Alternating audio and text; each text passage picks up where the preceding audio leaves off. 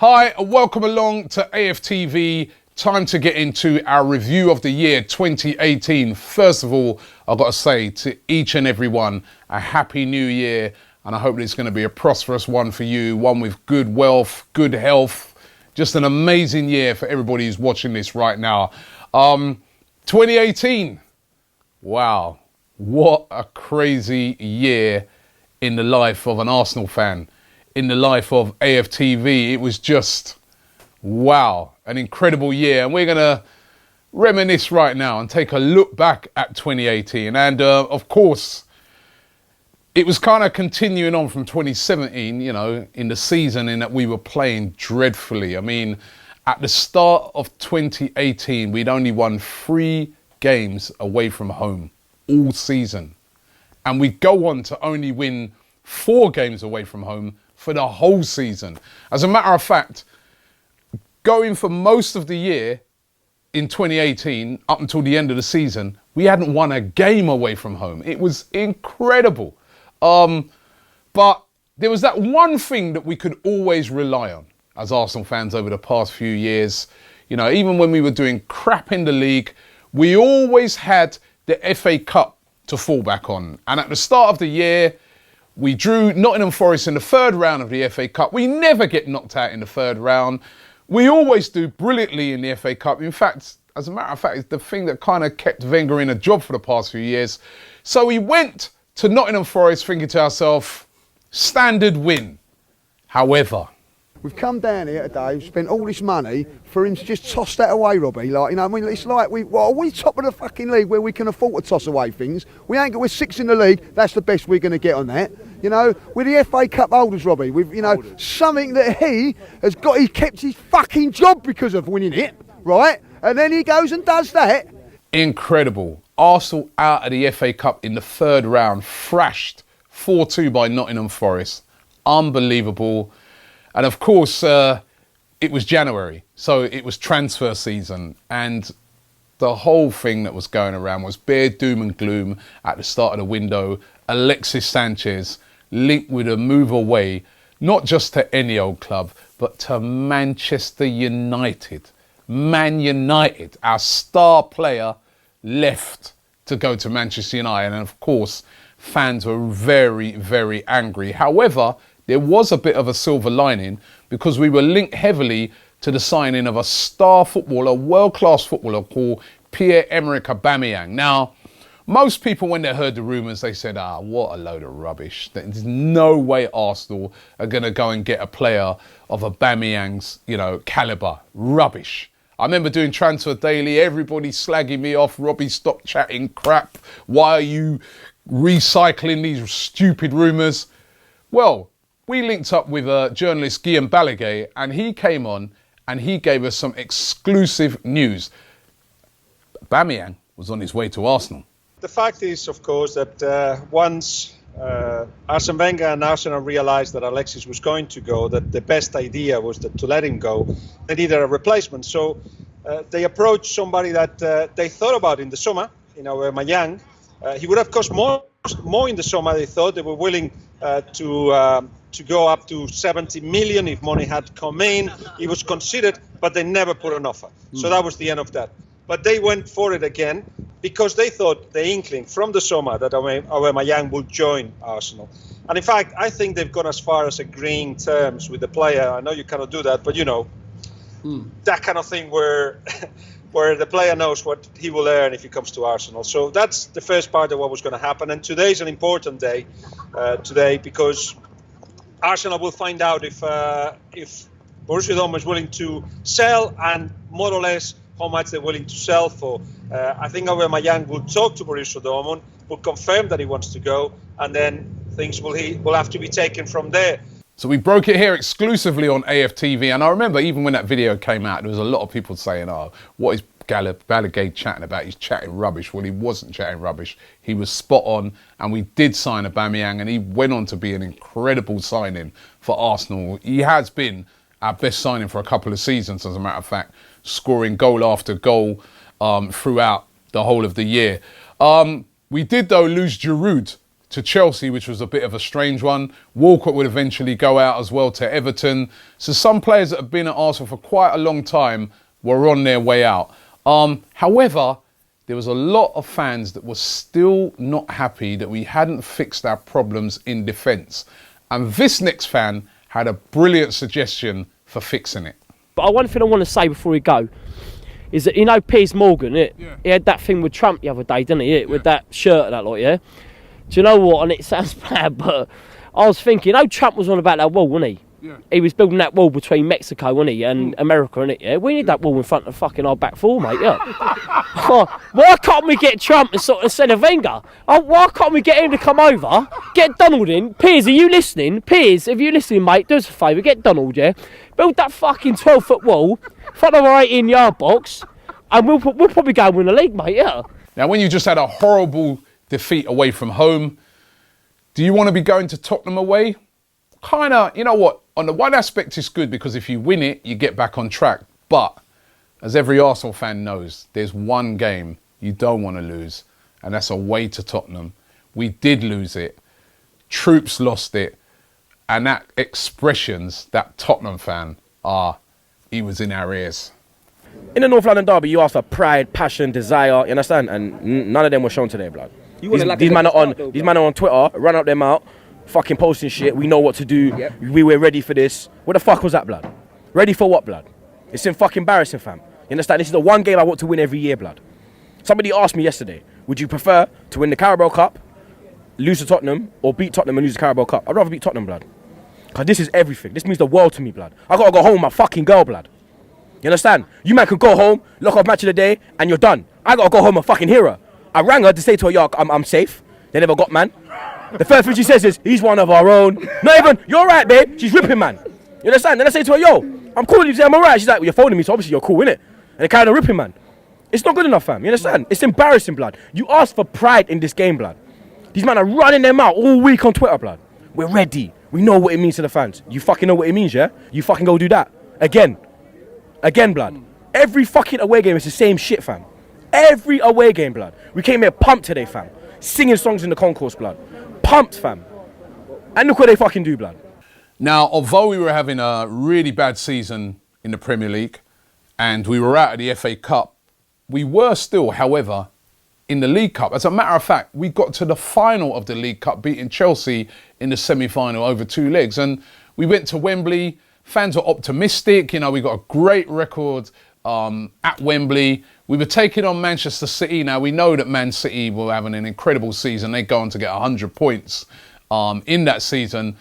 But there was a sense amongst Arsenal fans that, you know what, Wembley's our home. Wembley's the place where we always go and do the business. We've beaten Man City there before in the semi-final of the FA Cup. We've beaten Chelsea. We always seem to, against the odds, beat those sort of teams when it comes to the final of these competitions at Wembley. However, not this time. We got humiliated in the final, thrashed 3-0 by Man City, and DT was not happy. What am I going to do? Come out of here and go, oh, well, do you know what? Yeah, we got a day out at Wembley. I mean, it is Man City. I don't care. I don't care if it's Man City, Robbie. Arsenal fucking football club. Start acting like a big club. Start acting like one. Because we're acting like a fucking small club. Damn right. This club is destroying me. I don't care. Any single one of you that wants to sit here and go, overreacting, this, that, the other. Go fuck yourself. I love this club. I go every fucking week. And you know what? Maybe I love this club too much. Maybe I do. But you know what? All of you that want to criticise me, because of what? Because I want to win. I want to win. I brought 2 of my kids with me today, right? Cost me over 200 fucking pounds. And you think that is acceptable, what happened out there today? No, it ain't acceptable. Nobody was happy that day. Pressure was mounting on Arsene Wenger. It was really, really mounting on it. It was the manner in which we lost that game. Claude was tearing into Arsene Wenger, and even Ty was finding it hard to defend the manager. We were already in trouble before he went off. We're all over the place. We're fucking rubbish. We are rubbish. I'm sorry, we are absolute rubbish. You know, they can bring on Bernardo Silva and Jesus, yeah, onto the pitch, or whatever his fucking name is. I couldn't give a shit, right? whatever his name is. And what do we bring on? Iwobi and Welbeck. Who the fuck's Iwobi? You know what I mean? I mean, that's what it's come to, yeah? That is what this fucking club... We're not a big club anymore. We have got a small club mentality.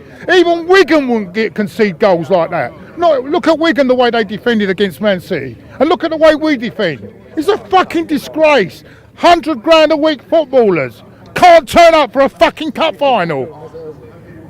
So you can't keep defending this fucking manager anymore. I do exactly what I like. You can't defend him anymore. You don't tell me how to support. You cannot defend him anymore. You cannot tell me how to support. No, listen. You can't tell me that. Ty, we look. He's making. You don't have to be indefensible. Yeah, but you cannot tell me how to support my team. He's making valid points. Wait a minute. He's not telling. Hold on. He's not telling you not to support the team. He's telling me. Hold on. No. He's not telling you not to support the team. He's questioning. Can you be quiet, please? He's questioning the mentality of the. Did they turn up? Have they got that big team mentality anymore? No, yeah, of course we have. Because we wouldn't have got here. We beat Chelsea over 2 legs, didn't we? We didn't have the mentality when it mattered, on the day when it mattered. We beat Doncaster, Norwich City to get here. All right, we beat Chelsea reserves in the semi-final. That's all we've done to get here. And we come here, we don't even fucking turn up. They are 100 grand a week fucking players. Not turning up in a fucking cup final. It's not fucking good enough. It's not good enough. We followed that up with another defeat to Man City at home. 3-0 again. Again, they tore us apart. It was starting to look like a turning point because even the stadium was half full. It was just looking horrific. You know what I mean? There was a lot of apathy around the fans. And then we went away to Brighton and we got beaten there as well. Another away defeat. And the fans really started to turn. I mean, fans were openly, and in the majority, the big majority, saying that Arsene Wenger had to go. If I'm Kroenke right now, I'm telling Wenger, come out tonight, say you're leaving at the end of the year, galvanise the squad a bit, galvanise the fans a bit, let's get all behind the team, let's see what we can do in the Europa League. Leave at the end of the year, maybe get Champions League, and possibly some of this will be... I will never forget what he's done to this club. And I don't mean the good times, I mean the way he's fucked us now. I won't forget that, but a lot of fans will brush it under the carpet. If he just says, I'm leaving at the end of the year, let's push for the Europa League, let's get into Champions League, and that's it. Funny enough, there's always seems to be a little get out for Arsene Wenger. He's always sort of had some sort of cup competition that he's managed to win and, deflect a lot of the criticism away. And we were doing really well in the Europa League. We beat AC Milan over 2 legs, really, really impressive in beating them at the San Siro. We drew Atletico Madrid in the semi-final, so we were hopeful that we could get to the final and possibly win that. However, in the league, nothing had changed. Another away defeat, this time at Newcastle, and fans were just getting fed up. It's all on the Europa League, yeah? And I'm not saying it's not possible. We could well go and do it, but we're going to have to play a hell of a lot better than that because this was against Newcastle. No offence, but, we've got a much bigger game coming up. Does it save his job, do you reckon, the manager, if he was to win the Europa? I don't... Well, yeah, it probably will, but it shouldn't. You don't think, even if he won it? Even if he won it, the club needs such changes from top to bottom, yeah? Shortly after that defeat to Newcastle, on the 20th of April, I remember it clearly. I was just on my way out. I think I was going to a meeting that day. The news broke. Incredible news broke. Arsene Wenger was leaving Arsenal Football Club at the end of the season. Yes, he was resigning. Absolutely incredible news breaking today. I woke up this morning, sun was shining. I thought it's going to be a regular Friday, but breaking news, Arsene Wenger is leaving Arsenal Football Club. It has been confirmed he will leave the club at the end of the season. It was just incredible news. It was, I remember it. It was just, he'd been here for 22 years and just like that. He was leaving and it caught everybody by surprise. DT, who was recovering in hospital from an operation, even he had to, from his hospital bed, react to the news. I can't believe it. Arsene Wenger is leaving Arsenal. Oh my word.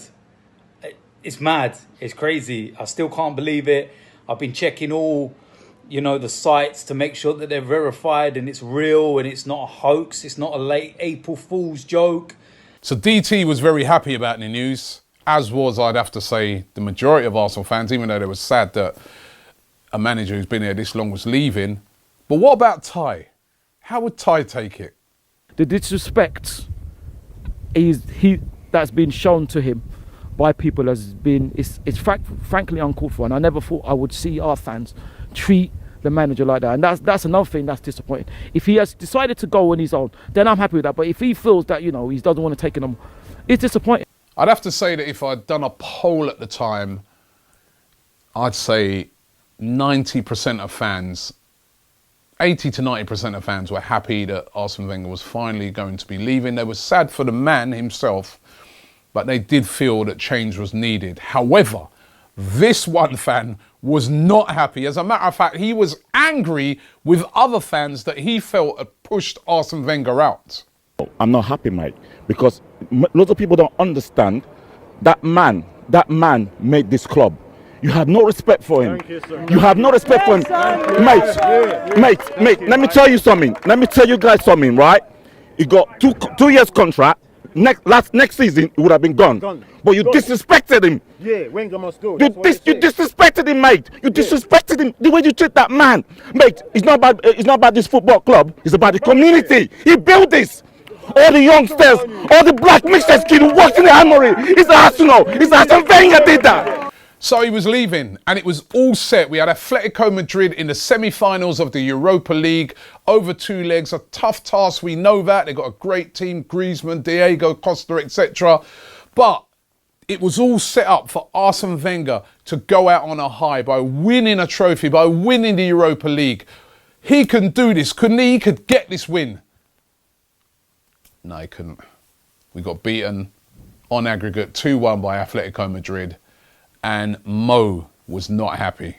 Do you remember what I said to you after the game when we drew 1-1, the home leg? Do you remember what I said to you? I said, in unison, I can ask everyone what's the most likely scoreline going to be, and we can all answer in unison, 1-0 to Atletico Madrid. That's what I said back then. This is no surprise. The only surprise to me today was just how shockingly bad we were in the final third. In the attacking half. I know Arsenal subsidised the ticket. They cut the ticket price in half, and it seems like we only got a defensive performance today. Attacking was absolutely pathetic. So, out of the Europa League, knocked out of the FA Cup, beaten in the final of the League Cup, no chance of making the top 4, no chance of any trophies. Dead season. All what was left to do was to give a manager that had served this club for 22 years a great send-off. And the Arsenal fans did do that in Arsene Wenger's last home game against Burnley.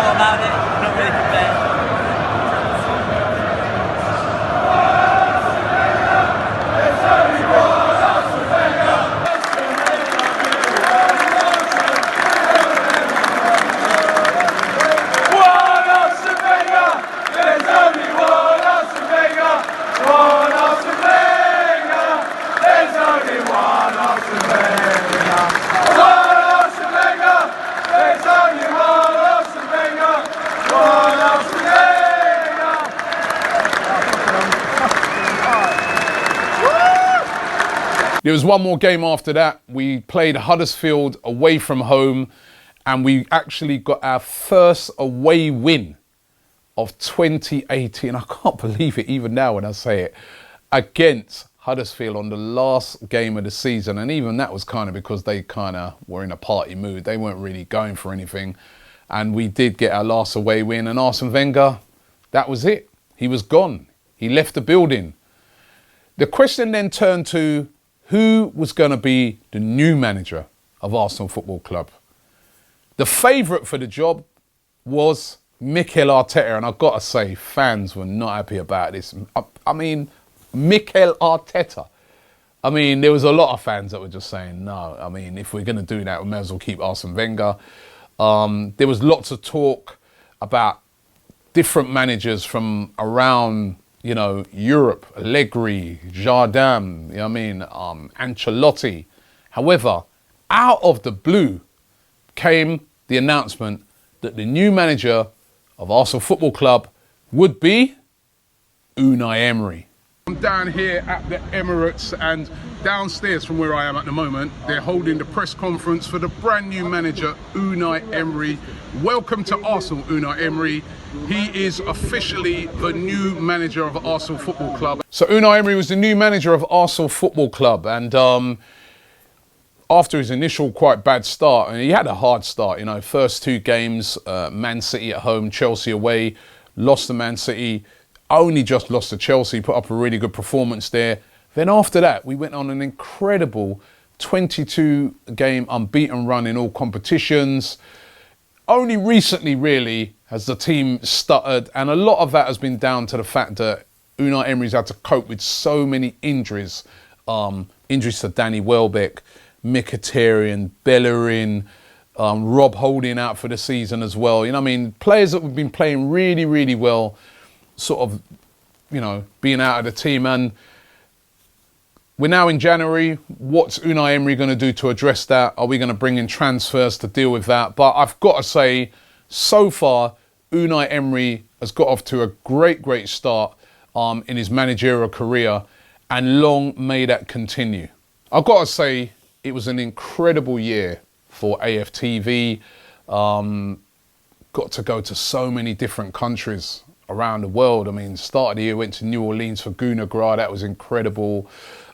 Russia for, first of all, to see Arsenal play CSKA in Moscow, and then for the World Cup, which was incredible. We followed England here on AFTV throughout Russia. I visited many, many different places in Russia. As a matter of fact, we were one of the only media outlets on the ground covering all the action in Russia when that World Cup got started. When I say that, other media outlets were there, but I mean on the ground with the fans. We were there. Later on, others came, but you know, and I was really proud of that, and that was fantastic.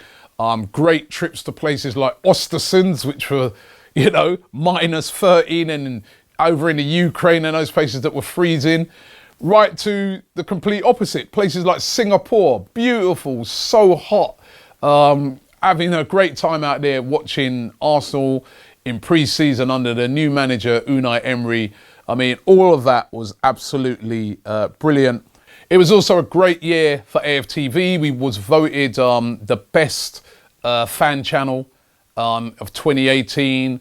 I won an award as well at the Football Blacklist as a best media presenter. It was, you know, TV program we done on Channel 4, the Real Football Fan Show, which is coming back in January 2019, so look out for that.